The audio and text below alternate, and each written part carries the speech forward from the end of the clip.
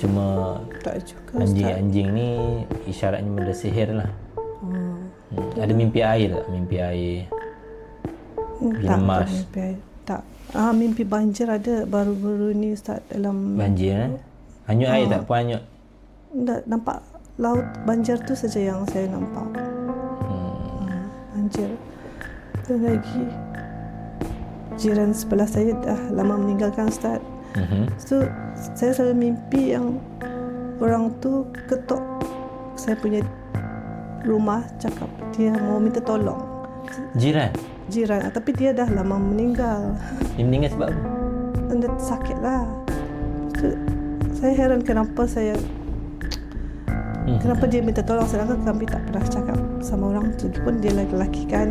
Oh, dia ketuk pintu minta tolong? Oh, nak dalam mimpi tu lah. Iyalah. Lepas tu dia meninggal macam mana tu? Kena sihir ke apa? Dia tahu menurut isterinya macam tu lah. Iya. Tapi saya Tepi rumah kan? sebelah rumah. Masya Allah. Jiran. Saya heran kenapa dia ketuk macam minta Kata belum tolong. dibumikan lagi, cik. Sudah. Cerita hantu tu, pengaruh cerita hantu. Okey. Baik. Maknanya jiran tu ada tahu tak dia kena sihir apa mati meninggal? Dia tak tahulah, tapi dia sakit lah. Sakit lah. Okey, lepas tu kerap bangun tidur badan lebam-lebam Lepas tu rasa tak suka sama suami. Ya. Saya je. Ya. Secara jujurnya mimpi bersama tu kerap ke tidak? Macam ada Tak, orang mau bersama dengan kita. tapi Ada mimpi ada lelaki datang selalu. Ya, dalam mimpi tu Kerap lelaki tu kerap.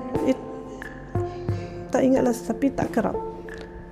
Kalau saya ingat balik, saya fikir-fikir saya tak nampak orang tu siapa sebenarnya. Tak nampak lah muka dia. Tak jam lah. Tak kenal. Faham.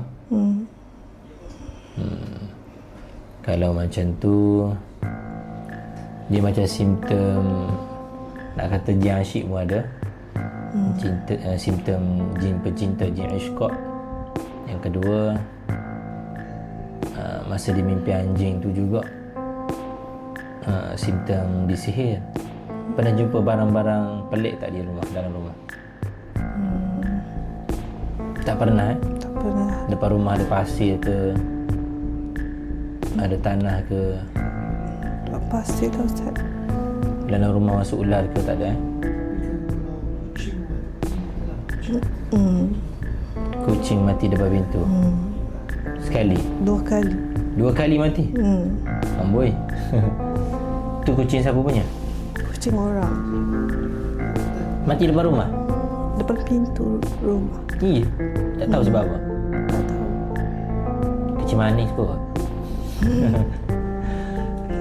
Kecil manis. Okey. Apa lagi yang benda-benda yang boleh share pada saya?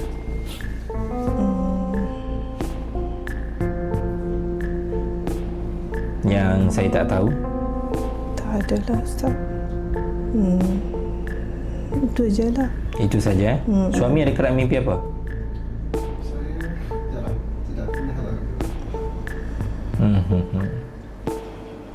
Maknanya tak pernah mimpi jatuh tempat tinggi, dipatuk ular, lemas. Tak ada Baik. Tengok simptom ni puan ada gangguan. Cuma ada tak benda ni berlaku sebelum kahwin, masa anak dara? Mimpi ada orang bersama ke? Tak. Tu tak ada, Ustaz. Masa anak dara ada tak mimpi semacam dikejar jatuh tempat tinggi? Mimpi tempat tinggi tu Betul-betul selalu. lepas kahwin Lepas kahwin.